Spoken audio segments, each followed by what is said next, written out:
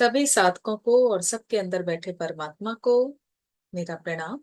मैं आराधना अरोड़ा अपने channel Aradhana Arora the unique प्राणा में आपका स्वागत करती हूँ और हमेशा की तरह आपसे रिक्वेस्ट करती हूँ, अगर मेरे सेशंस, मेरे थॉट्स आपको इंस्पायर करते हैं, मोटिवेट करते हैं, तो आप उन्हें अन्य साधकों के साथ भी जरूर शेयर करें, क्योंकि हो सकता है किसी को उसका आंसर मिल जाए, कोई स्पिरिचुअलिटी के लिए अवेयर हो जाए।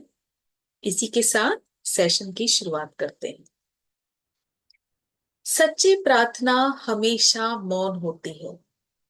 सच्ची प्रार्थना हमेशा निशब्द होती है। उस विराट को आवाज लगानी हो, उस परमात्मा को आवाज लगानी हो, उसको पुकारना हो, यानी कि पुकारने का मतलब, आवाज लगाने का मतलब, चिल्लाने का मतलब, हमने ये मान लिया कि वो हमसे बहुत दूर है। ये सब मन का खेल है।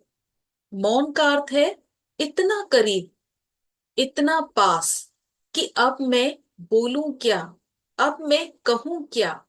क्योंकि जो अपने पास होता है, अपने मन के करीब है, अपने दिल के करीब है, जिसे हम फील कर रहे हैं, जिसे हम महसूस कर रहे हैं, जैसे कि हमारे अपने, हमारे बच्चे, हमारे फैमिली वाले, जो हमें पता है कि वो हमारे इतना पास हैं, जिन्हें हम फील कर सकते हैं, जिन्हें हम महसूस कर सकते हैं, जिनसे हम अपने मन ही मन में बात कर सकते हैं, या कुछ कहना हो तो अपने मन में उनको कोई बात हम कह सकते हैं। यानी हमें उनका पता है कि वो हमारे पास हैं। इसी तरह से परमात्मा, और जिसने दूर मान लिया तो फिर उसके लिए वो दूर ही है। हमेशा अपने पूरे जीवन में हम उसको पुकारते ही रहे। आप देखिए, सबकी दौड़ भागने की है, उसको पाने की है, उसको पुकारने की है। बस पुकारते ही रहे और साथ ही उससे ये निवेदन भी करते रहे, उसे ऑर्डर भी देते रहे कि मेरा ये काम करवा दो, ऐसे करवा दो, या इस काम को पूरा करवा दो, ये काम बना दो, या वो काम बना दो। अरे वो तो हमारे अंतर्मन में ही विराजमान है, और जो अंदर ही है उसे कहना क्या, उसे कहीं क्या। क्योंकि हमारे कुछ कहने से पहले वो सब कुछ जान लेता है, वो सब कुछ समझ लेता है। जैसे कि हम बोलते हैं हमारे परम पिता, हमारे पिता, तो क्या अपने पेरेंट्स को इस तरह चिल्ला चिल्ला के कुछ कहने की नीड होती है? क्योंकि हम बहुत अच्छी तरह से जानते हैं कि हमारे पेरेंट्स हमारी भावनाओं को, हमारी फीलिंग्स को बहुत ही अच्छी तरह से समझते हैं। और अब ये गहराई से आप भी सोचना कि हमारी जिंदगी की ज्यादातर परेशानियां किससे होती हैं? बोलने से, चिल्लाने से, पुकारने से। क्योंकि हम चुप रह ही नहीं सकते। क्योंकि हर बार बोलने का अर्थ है कि हर बार, हर किरदार में अपना स्वयं हम नायक बने, खुद नायक बने, और बनना चाहते भी हैं कि हर किरदार में हमारी जय हो, हमारी विजय हो, हमारा नाम पुकारा जाए। और फिर अपने ही बनाए जाल में हम खुद ही फंस जाते हैं। अगर हम मौन हो जाएं, तो आप देखना, आप निरीक्षण करना कि आधी परेशानियां खुद ही सुलझ गई, खुद ही सॉल्व हो गई। यहां जो बात सोचने की है वो ये है कि जब हम सामने वाले से कुछ कहते हैं, बहस करते हैं, लड़ते हैं, तो हमारा सारा ध्यान अपने पर नहीं होता। उस समय हमारा सारा ध्यान सामने वाले पर होता है, दूसरे पर होता है, खुद अपनी तरफ से उस समय हमारा ध्यान हट जाता है और खुद के अंदर एक दबी हुई सी यही बात होती है कि मैं जीतूं, इस बहस का नायक मैं बनूं। लेकिन जितना आप बोल रहे हो, जितनी बार आप बोल रहे हो, उतनी बार आप सुन भी रहे हो, और जितनी बार सुन रहे हो उतने ही अपने कर्मा क्रिएट कर रहे हो। क्योंकि बार बार बोलना, उतनी ही एनर्जी से बोलना, अपने आप को प्रूफ करने के लिए बोलना, यानी कितनी ही आपने उसमें अपने कर्मा क्रिएट कर दिए।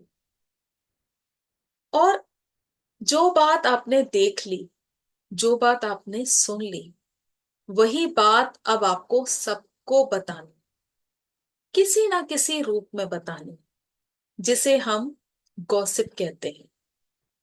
फिर जितनी बार जितने लोगों को आपने वो बात कही, फिर से वो बात आपने खुद भी सुनी, जितने लोगों को कहा उतनी बार आपने सुना। इससे जो आपके संस्कार थे ये और भी गहरे हो जाते हैं। गलत बात हम उन्हें ही नहीं कहते जिन्हें हम अपनी टिप्स पे गिन लें, या जो बातें बहुत बड़ी बड़ी हैं। गलत बात ये सभी बातें हैं जो हमारी गिनती में आती ही नहीं। अगर आप एक असत्य बात को भी बार बार सबको बताने लगते हैं तो वो खुद स्वयं आपको ही सत्य लगने लगेगी। इसलिए उतना ही बोलो जो अनिवार्य है। क्योंकि परमात्मा की बात करें तो वो मैं आपको बता चुकी हूं कि परमात्मा आपके मन में वास करता है, वो मौन को ही समझता है।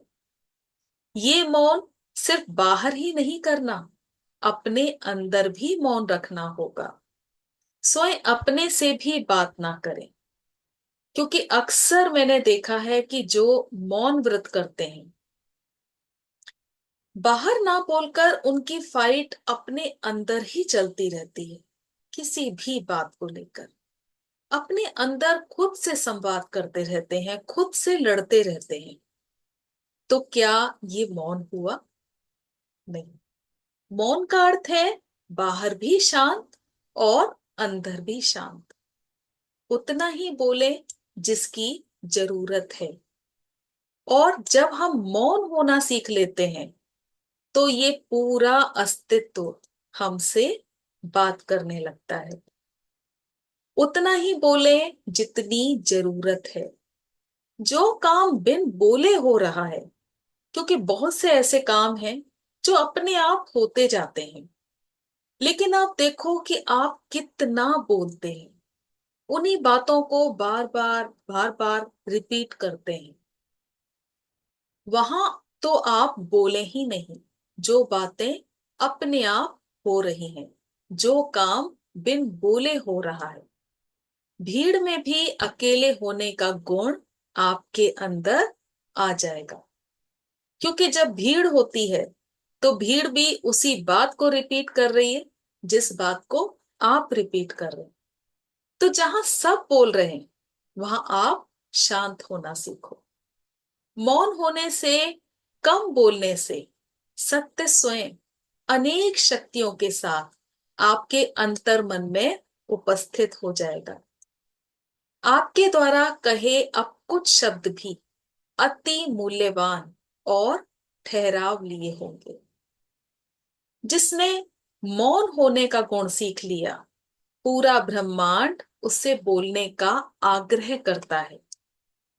क्योंकि अब बोलने का अर्थ है सार्थक बोलना। क्योंकि पहले बोलने का अर्थ था काम बन जाए, कुछ मिल जाए, लेकिन अब बोलने का अर्थ है कि कुछ मूल्यवान जो सबको बट जाए। अगर ऐसा समय जीवन में आ जाए तो स्वयं अपने ही व्यक्तित्व के दर्शन होने लगते हैं। वो रूप जो अभी तक आपके अंदर सोया पड़ा था अब जागृत होने लगता है। अब स्वयं परमात्मा इस मौन को सुनेगा, पुकारेगा कि कुछ बोलो। तो उम्मीद करती हूँ बहुत ही अच्छी तरह से आप समझे होंगे, और कम से कम बोलने की आदत डालें, मौन रहने की आदत डालें। जितना जरूरी है उतना ही बोलें। और जो काम बिन बोले ही सिद्ध हो रहे हैं, जो काम बिन बोले ही हो रहे हैं, वहां पर तो शांत ही रहे। आज के लिए इतना ही। बहुत बहुत धन्यवाद सभी का।